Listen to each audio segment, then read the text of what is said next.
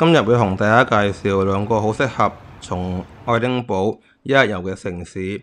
第一個城市叫做 Glasgow 格拉斯哥，由愛丁堡坐火車，但係坐1個小時到啦。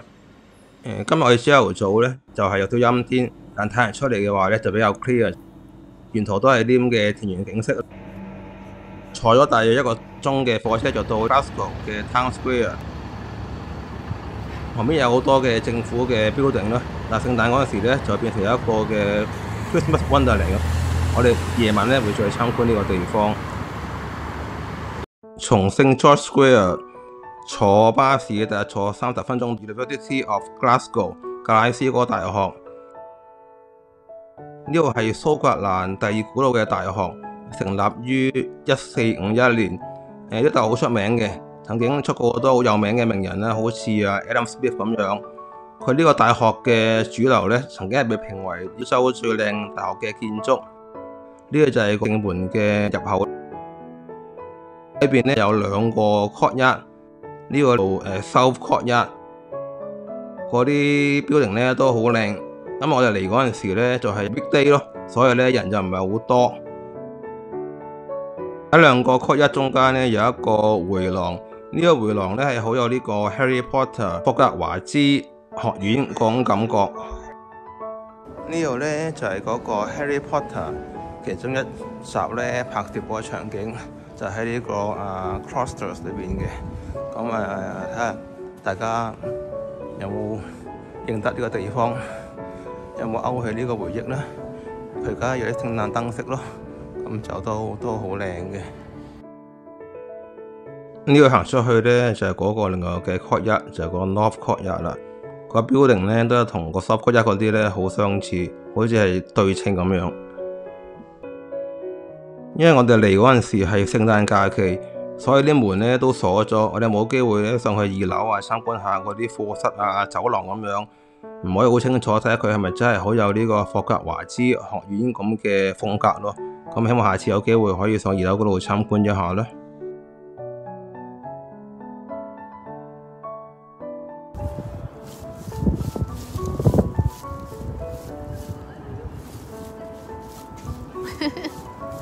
同樣喺格拉斯哥嘅西邊，有一條比較有文青 feel 嘅酒吧街，叫做 Ashton Lane。呢度係好多嗰啲咁嘅有特色嘅餐廳酒吧，好受年輕人嘅歡迎嘅。我哋發現咗一間係食日式梳芙梨嘅餐廳，個名叫 Coco House。呢個裏邊嘅裝修咧都好靚咯，好多 decoration， 坐低食嘢都好舒服。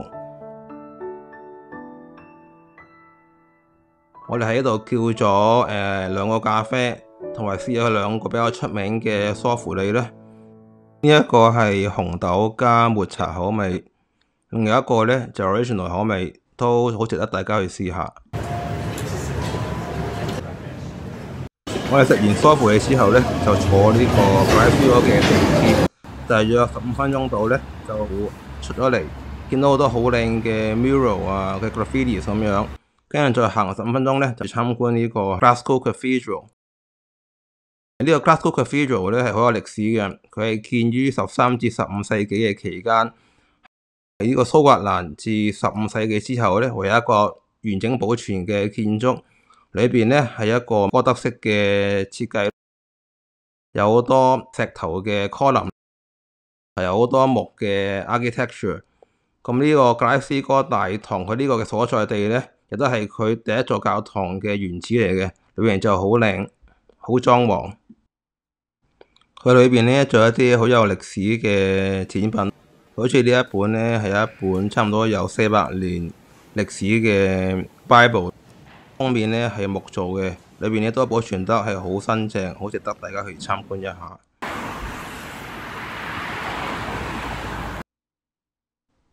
喺離開 Glasgow 之前咧，就返去 St. George Square 參觀下佢呢個 Christmas Fair 啦。望下我啦！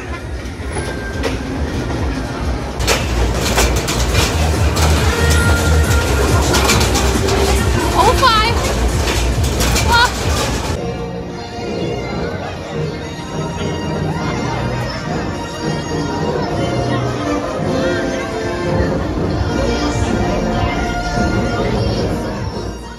Early the next morning. 我哋咧今日搭嗰個旅遊車係嗰個團嚟嘅，我哋依家係中途站。參加一日旅行團去聖 Andrews 咯。咁我而家中途站咧係呢個係叫 Fort Bridge，係一條比較出名嘅橋咯，出名嘅鐵路橋咁樣。而家係中途站，喺去洗手間，陣間又再搭車。我哋參加呢個 tour 叫做 Rabbit Tour。一團係大約16個人度咧，都好方便，好貼身。中途經過一個典型嘅蘇格蘭漁村，個名叫做 Ainsworth， 個風景都好靚嘅。我哋坐咗大約2個半小時嘅車程度咧，就到咗聖 Andrews。今日嘅天氣咧係陰天，我哋第一個嘅目的地係聖 Andrews Castle。呢個 castle 咧個歷史差唔多係可以追溯到13世紀。當初咧係呢個聖 Andrews 大主教嘅居所，亦係佢啲修行嘅地方。後來因為可能係呢個暴雨嘅關係啊，同埋呢個戰爭嘅關係，所以好多嘅 building 咧都已經 destroy 咗。而家剩翻咧都係嗰啲 castle 嘅遺址啊。咁啊睇下周圍嘅圍牆，旁邊咧係呢個 North Sea 咯，咁所以都好大風，好大浪。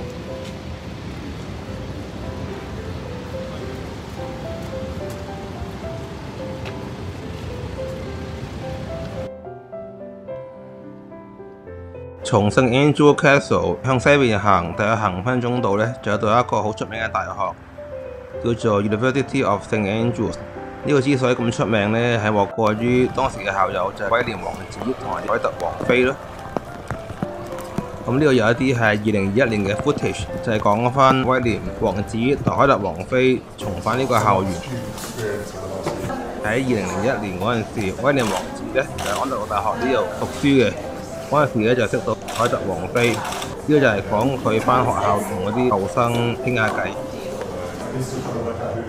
同啲校友打下招呼啊。同時間有一個種樹嘅 ceremony， 呢啲 footage 同埋自己親歷現場睇下咧，感覺都好有趣。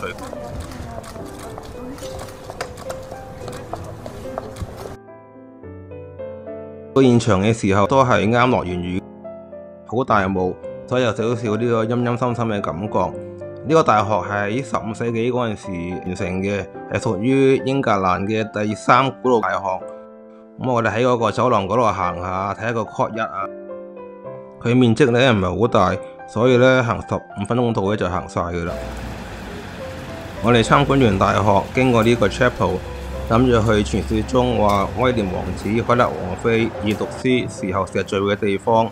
個餐廳叫 Lord Point Cafe， 但因為嗰個座位好少啊，人太多，所以就冇機會去裏邊睇啦。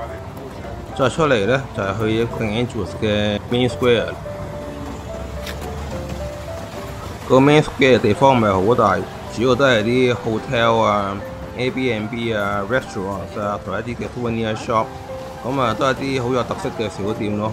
大家如果有時間嘅話咧，都可以花半個鐘 shopping 下，買啲 souvenir。我哋都買咗好多冷帽啊、頸巾啊咁。嚟到聖 Andrews， 大家一定要唔參觀，當然係佢嘅 golf course 啦。呢一個係叫 Old Golf Course at St Andrews。話說咧係高爾夫球標準18個洞，規矩係都來自呢個球場嘅。呢個最出名嘅地標咧，就係喺呢個 First Hole 同 18th Hole 中間呢條小橋，叫做 Sweetcombe Bridge。咁我哋嚟到呢度，當然係要喺呢個地標行下、打下卡、影下相啦。